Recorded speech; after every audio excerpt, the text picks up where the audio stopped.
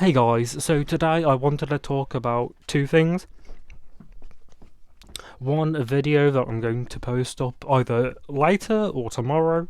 I don't really know when. Tell me if you guys want to see it either later or tomorrow. I'm not bothered. So, anyway, about today's video, I want to talk about two things as well. One is Puss in Boots, and two is Velma. So Puss in Boots, I've just gone to watch that. Absolutely wonderful. Loved it to death. I'm not gonna lie. Puss in Boots, 10 out of 10. If it either sparks your childhood memories, or you just loved Shrek in general, I would suggest going to watch that. If you don't know what Shrek is or who Shrek is, then I'm not really going to judge you, but you know, Shrek is that big funny green ogre man who lived in the woods in his hut or shed or whatever it was. But anyway, Shrek was called out by these guards one day to be captured and taken in by Lord Farquaad, the king of the kingdom that he was that he was so very much near to, that he lived so much near to. And there was the Princess Fiona. Fiona ended up marrying Shrek in the end. I'm not going to spoil any of these movies or shows for you. Even Velma, I'm not going to spoil Velma because Velma was terrible. But yeah, as I said, in the end, Fiona got with Shrek, but Farquaad wanted Fiona for himself. Anyway, there was Donkey and there was Puss in Boots. Both Shrek and Donkey were the comic relief characters, meaning, if you don't know any of the smart words, the more normal meaning is that they were the ones that were there to make people laugh, really. So then, going on to Puss in Boots, I know I kind of threw Donkey in the dust, but that's not really what I'm looking at in this video. But yeah, Puss in Boots, as I said, 10 out of 10, absolutely loved it. So Puss in Boots was about, of course, Puss in Boots, where a few minutes in from the beginning of the entire movie itself, he was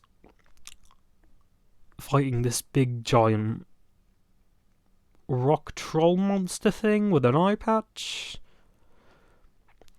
And he actually, in the end of the fight, almost walked out without dying, but then he died by a bell right in front of an entire crowd that he was showing off to. Anyway, so now Puss in Boots is on his last life, since he died 8 times, and obviously, as some of you may know, cats only have 9 lives. Sorry, let's move my mic closer to my mouth, not that close though. There we go. Yeah, cats have 9 lives, if you guys didn't know. I know some of you may know, but yeah. Puss eventually just thought, I'm going to retire, I'm going to go to a cat shelter or something. Again, I'm not going to spoil anything, because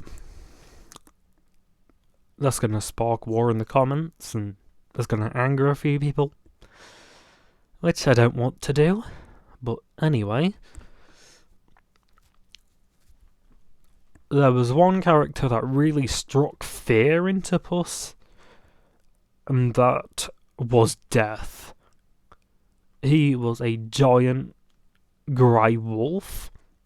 Absolutely my favourite character of the entire film. Maybe whatever you want to call it. But yeah, Death was out for Puss in Boots because he stated to Puss in Boots, I am annoyed at people who think they're immortal. So that's why he went for Puss in Boots the entire time. Because he says that near to the end of the movie when he's fighting Puss in Boots. But yeah. So Puss in Boots had run to the cat home. He meets a dog who literally has no name. I mean, I kind of understand why he wouldn't have a name, but don't worry about that. Enough about the dog, for right now at least. I'll be getting back onto him soon. Puss in Boots had eventually gave up and teamed with this dog, and the dog was all about friendship, happiness, kindness, care and love. And I think he was pretty much one of the sweetest characters of the film, really. So, Puss in Boots and the dog also eventually met Kitty Softpaws. The three of them got together, teamed up, and, fought until the very end. And eventually all stayed together as a team. But sorry if I keep saying but. My brain isn't just really working right now. Anyway, Puss in Boots, Kitty Softpaws, and the dog never all really needed a wish because they were going. I mean, only Kitty Softpaws and Puss in Boots were going after a wish. The others weren't. I mean, sorry, the dog wasn't. Yeah, the rest of them were, though. There was this big fat guy. Death, the wolf, wasn't really going for a wish. Because technically his only wish was to kill Puss in Boots, as I stated earlier. Don't really matter about him, though, even though he was my favourite, at least also stated before. This big fat guy wanted to rule the world. There was also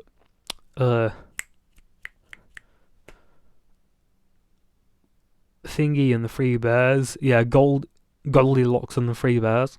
If you haven't either seen the shows of Goldilocks and the Three Bears or the book, it's basically where this little girl, Goldilocks, goes into a bear's home and eats all their porridge, sleeps in their beds, and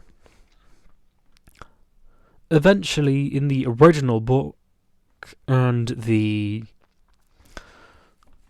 other videos of Goldilocks and the Three Bears, they would either eat her or kick her out. But in this one, they actually all became a nice, happy, big family. Yeah, who would have thought that coming? Anywho, I'm just trying to switch up all the words here, sorry guys. Yeah, anywho, the rest of them, except for the dog, wanted the wish. Only the big fat guy wanted a terrible wish. The rest of them just wanted either their lives, but the one who wanted lives was Puss in Boots, because death was literally after him. Kitty Soft Paws was after somebody who she could trust in. And of course Goldilocks and the Three Bears were after Goldilocks' wish, which the bears didn't know what the wish was in the beginning. But then in around almost the middle part of the film, I think it was more to the ending though, that she stated that she wanted a wish for a royal human family instead of a bear family. But then in the end she decided not to, which I thought was really sweet. Yeah, but then the fat dude, I really cannot be bothered with his name because he was pretty much, if you know about Timmy Turner, he was the Denzel Crocker of the movie. Even though, yeah, Denzel Crocker was really funny. You know, that guy from the internet jokes and the memes. Really good appearance! Him. yeah, him. The big fat dude was pretty much like him. Yeah, I love Denzel Crocker, but I don't love this fat dude. Sorry, I'll keep calling him that. Still, I don't like him. Yeah. So, the fat dude was really the only evil one of the movie. He also used all of his henchmen and never really cared if they died, which was dark to say the least. It was dark to say the least, yes. I don't think that really mattered though, in the grand scheme of things. So, the other thing I wanted to talk about was Velma. Ugh, Velma? Absolutely terrible. And apparently they're trying to go for another season? Yeah, not gonna look so good for the company in HBO Max. Ugh. But Velma. What the woman playing Velma stated is that she looked up to Velma as a character, that she wanted to play the role of Velma, and that she thought she was like Velma. So she just gave Velma the most bitchiest attitude, the most bitchiest character ever. The designs of the characters were okay-ish. Not really perfect. Not, again, like Puss in Boots, 10 out of 10. Except for the fat guy voice. Yeah. Velma had cranked it down to the negatives. Really, like... Ugh. Velma was the series which everybody had dunked on, of course. If you haven't seen any of the reviews, any people talking about it on YouTube, or any of the movie reviews, what websites like Wikipedia and IMDb and Rotten Tomato and Metacritic and all of them have done. Yeah, they really fucked up with Velma. As loads of the YouTubers were stating, the hallucinations that Velma would get were absolutely crazy. They were well animated and everything. But then they just decided, oh no, they found Velma's mother, which was the whole thing of the story and the series. Yeah, the film Velma's mother. Hooray! Let's go! And then they got rid of the whole hallucinations, which I thought was the biggest letdown that they could have ever done. There were characters like Daphne, Fred, and Shaggy, but now his name is Norville. Most people say, yeah, in the first few seasons of the first few episodes, Norville was pretty much sort of the best character out of the entire franchise, of the entire beginnings, starting episodes, and of the series itself. But then he just later got fucked up by the writers.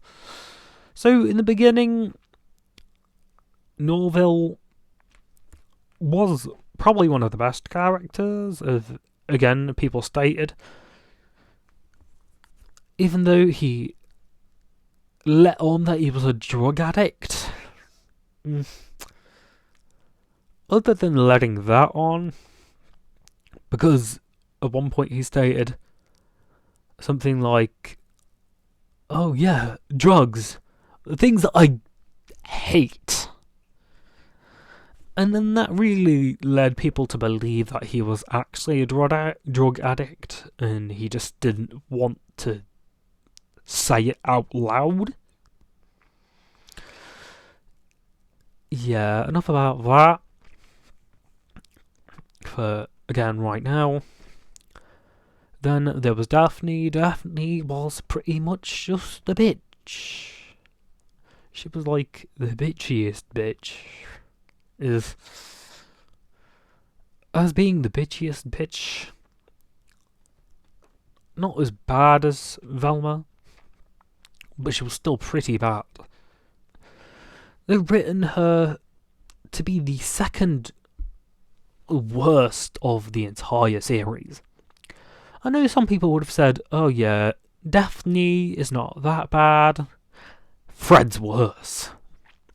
And what they've done to my man Fred, Jesus Christ, what they've done to my man Fred, guys, oof. It's not looking good for him. He is a literal man-child.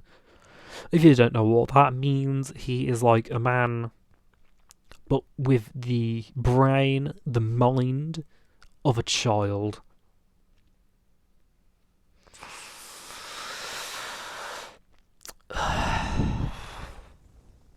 But, yeah. Fred was always the second smartest out of the group. Fred was always the one who made the traps, and was the one to have the brains of the group to lure all the monsters and creatures into his traps. And obviously Velma was just the brains of the group. Where was Scooby, you may be asking? Scooby-Doo? One? Not there. What Scooby-Doo was, however, he was in something of like, you know, out of SpongeBob, how they had every villains are evil or something like that. I can't really fully remember. And they had something similar with a corporation written down on a board, which was Norville's grandmother, or Nan, whatever you would call them. Yeah, Norville's grandmother had written down Scooby instead of a Y, she used an I.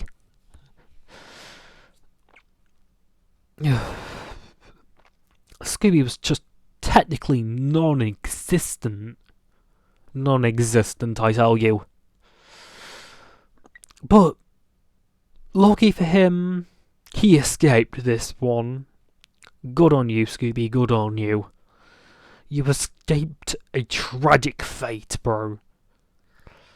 But I can't say for the rest of the group that they can escape, or that they will ever escape this nightmare. That they will ever escape the living clutches of the future generations in front of us. Yeah, anywho.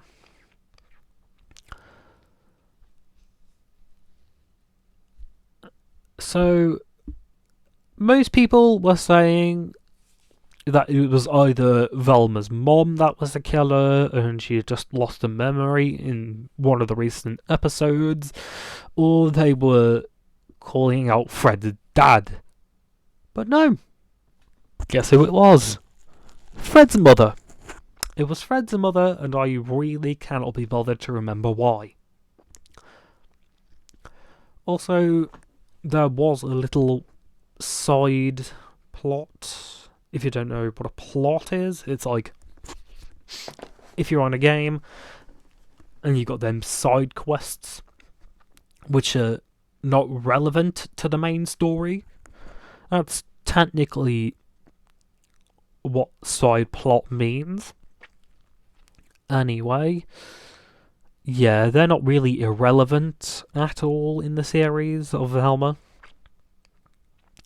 So let's just hope that they do not get the chance to bring out the next season of Velma, and let's just hope that Velma dies in the fire, bro.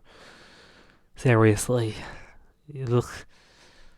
But last but not least, the video that I've got either coming up later or tomorrow.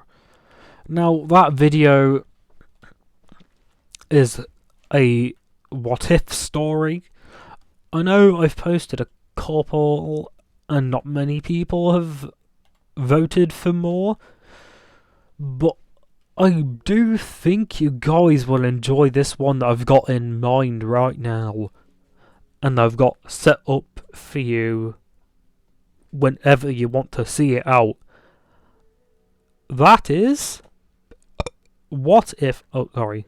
Pardon me. What if the Traveller, or the Aether or Lumine, whoever you've chosen, or whoever you think should be the main protagonist, well, main character of the story, what if the Traveller did not reel in Paimon while fishing? Now, some of you may think, oh, nothing will change really. Just nothing will change. No, I don't feel like it will just be nothing. Stick around for that if you want to see it. Also, thank you guys if you've stuck around this long to the end. Yeah, this is going to be the end of the video. Thank you if you've stuck around this long. If not, that's fine, I understand. But if you just want to skip to the end, I understand that as well. So see you guys.